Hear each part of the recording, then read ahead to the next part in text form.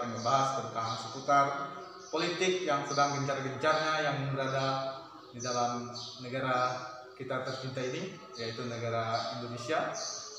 Seperti yang kita lihat, banyak sekali perubahan-perubahan dan juga banyak sekali pergeseran-pergeseran yang terjadi daripada tahun-tahun sebelumnya, di mana banyak sekali dikenal berbagai istilah-istilah baru dalam sebuah politik, di mana seperti istilah politik pencitraan, politik identitas dan sebagainya.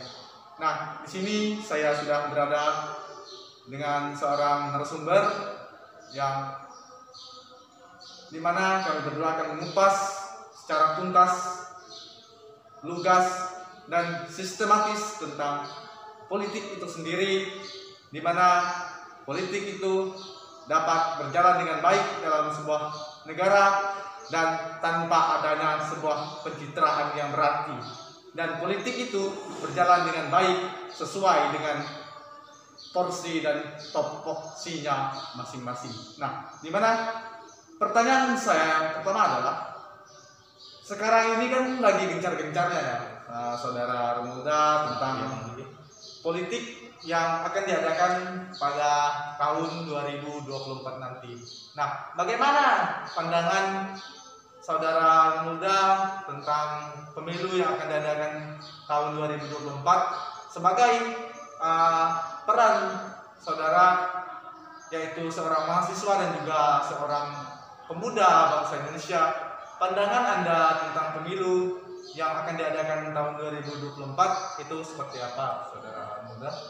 Pandangan saya terhadap pemilu 2024 nanti, bahwa di sini para calon-calon sedang gencar-gencarnya melakukan sebuah tentang politik pencitraan. Politik pencitraan itu sangat diperlukan dan merupakan suatu kebutuhan. Mengapa disebut sebagai suatu kebutuhan? Karena politik pencitraan itu jika tidak dilakukan, maka orang tidak akan mengenal siapa yang akan terjun ke dunia politik tersebut. Peran dari politik pencitraan itu bagi seorang calon nanti itu sangat penting, karena supaya masyarakat mengenal dia, mengenal hal-hal apa tentang dia. Misalnya Ganjar Pranowo melakukan survei-survei ke tempat, misalnya ke pasar tradisional, melakukan interaksi dengan masyarakat di situ. Itu termasuk pencitraan, yaitu supaya masyarakat lebih kenal siapa itu Ganjar Pranowo. Mungkin itu saja. Nah, seperti yang kita tahu, misalnya politik pencitraan itu adalah seperti banyak sekali orang itu menganggap bahwa ketika seorang pemimpin itu melakukan belusukan dan masuk ke daerah perkampungan, itu dimasukkan ke dalam politik pencitraan ya, saudara muda ya. Nah, di mana yang ingin saya ketahui lebih dalam lagi adalah bagaimana suatu kerja, etos kerja seorang pemimpin itu bisa dipandang tidak sebagai politik pencitraan, tetapi memang sebuah misi di mana kita sebagai atau mereka itu sebagai pemimpin itu bisa bekerja dengan baik dan tanpa disebut politik pencitraan. Bagaimana tanggapan saudara? Kalau begitu, mungkin kan saya mengatakan tadi pencitraan itu tidaklah hal negatif, karena jika pencitraan itu dianggap negatif, misalnya ada melakukan janji-janji manis, tetapi ketika sudah berkuasa dia melupakan apa yang dia katakan. Kebanyakan dari pemerintah yang sering saya lihat, biasanya apa yang dia kerjakan itu tidak sesuai dengan visi misi yang dia katakan. Biasanya banyak pemerintah yang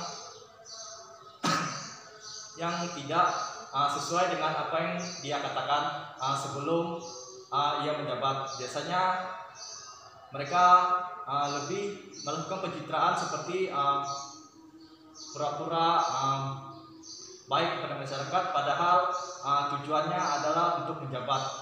Nah, hal itu kan tidak lepas ya dari media massa. Nah, menurut saudara, bagaimanakah peran media massa bagi politik itu sendiri? Media massa, peran media massa itu sangat berpengaruh dalam politikan di Indonesia. Mengapa? Karena tanpa media massa, orang tidak akan, misalnya anak muda sekarang kan lebih banyak bermain media sosial seperti Instagram, Twitter, bahkan Facebook dan lain-lain. Di situ survei Indonesia mengatakan survei bahwa anak muda sekarang lebih banyak menjadi pemilih di tahun 2024 nanti. Misalnya yang survei paling teratas adalah Anies Baswedan. Di situ Anies Baswedan mendapatkan urutan teratas yang dikenal oleh para anak muda sekarang. Karena mengapa Anies Baswedan lebih dikenal oleh anak muda? Karena Anies Baswedan itu lebih aktif di dunia media sosial, misalnya di Twitter. Dari situlah Anies Baswedan itu dikenal oleh anak muda sekarang. Misalnya tadi kan dikatakan Anies Baswedan dikenal di Twitter dan sebut saja pada umumnya dikenal di media sosial misalnya kan. Nah, apa sih misalnya kan dikenal dari media sosial itu tentunya juga termasuk ke dalam, tentunya tidak lepas dari kata pencitraan. Apa yang dia publis, apa yang dia posting di media massanya, tentu itu tidak lepas dari yang namanya sebuah pencitraan atau sebuah politik yang menyangkut ke politik identitas itu sendiri, agar dia dikenal oleh khalayak umum. Nah, apa sih saudara Romualda dampak dari politik pencitraan itu sendiri? Dampaknya bisa juga positif, bisa juga negatif. Kalau dalam hal positifnya, masyarakat lebih mengenal siapa nanti kandidat-kandidat yang akan terjun ke dunia politik atau yang ingin mencalonkan diri menjadi kepala daerah. Kalau dampak negatifnya bisa juga pencitraan yang dilakukan oleh orang-orang dengan melakukan pembohongan publik. Sekarang kan banyak yang mengatakan bahwa masyarakat Indonesia sudah pintar semua. Itu adalah ungkapan yang sangat berlebihan. Mengapa? Dimana yang kita lihat faktanya bahwa masih banyak pemimpin-pemimpin daerah yang terlibat kasus korupsi, terutama terlibat ditangkap tangan oleh KPK. Dimana kita lihat di sini fakta bahwa masyarakat kita itu tidak memiliki kecerdasan untuk memilih pemimpinnya, karena masih banyak masyarakat yang salah memilih pemimpinnya. Baik teman-teman semua, diskusi kita pada hari ini cukup menarik, yaitu mengenai politik, di mana politik itu sudah menjadi bagian daripada hidup kita sendiri. Politik itu bukan hanya sekedar kampanye ya, tentang politik itu sebagai tentang kampanye, tentang pemilihan umum dan sebagainya. Tetapi kita hidup saja itu adalah politik, di mana kita memilih posisi duduk saja itu sudah menjadi politik. Manusia adalah makhluk politik. Kalau kata Aristoteles, zon political, di mana manusia itu adalah makhluk politik. Apapun yang manusia lakukan, apapun yang kita perbuat dalam hidup kita, itu sudah termasuk politik. Bagaimana cara pikir kita menempatkan diri, kita juga berdiskusi, membangun relasi, dan juga mengenal orang-orang yang berada dalam tata pemerintahan, itu sudah termasuk ke dalam politik.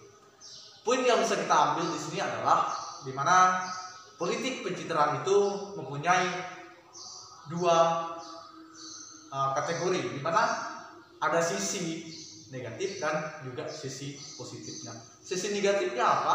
Sisi negatifnya adalah dimana nanti pada saat kita memilih orang yang hanya pencitraan, pada saat dia memegang tampuk kekuasaan, tentunya akan sangat-sangat memprihatinkan dan juga hanya terlihat baik di media sosial ya, saudara Romoda. Betul, saudara.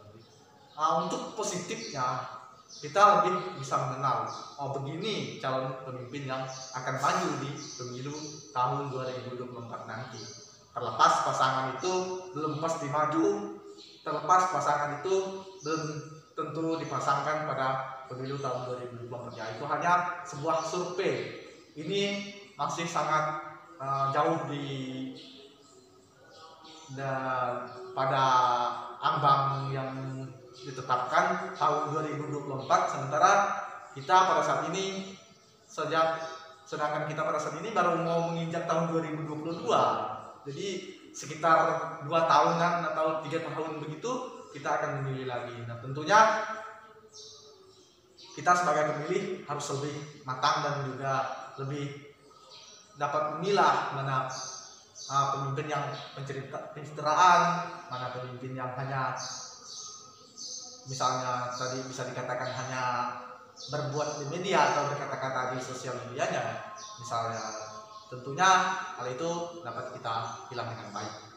Itu poin yang dapat saya ambil, dan juga tentunya politik pencitraan tersebut memiliki dampaknya itu bisa sangat besar ya.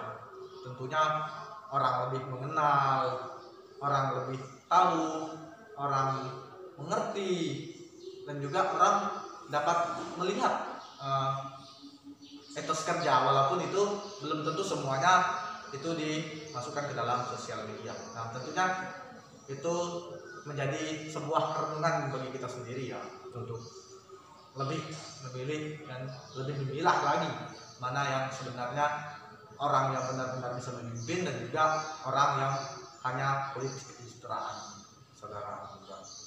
Nah, di sini saya ingin mengajak teman-teman semua untuk lebih menjernihkan pikiran ketika kita hendak memilih dan juga mencari calon pemimpin yang bisa memegang kendali perahu layar besar kita itu, yaitu Negara Kesatuan Republik Indonesia, di mana nahkodanya itu harus orang-orang yang benar tahu kemana arah kita akan menuju dan kemana kita akan berlabuh. Tentunya itu sudah berada dalam benak kita masing-masing. Baik, sekian yaitu diskusi kami pada hari ini. Kami akhiri. Selamat pagi dan salam Pancasila.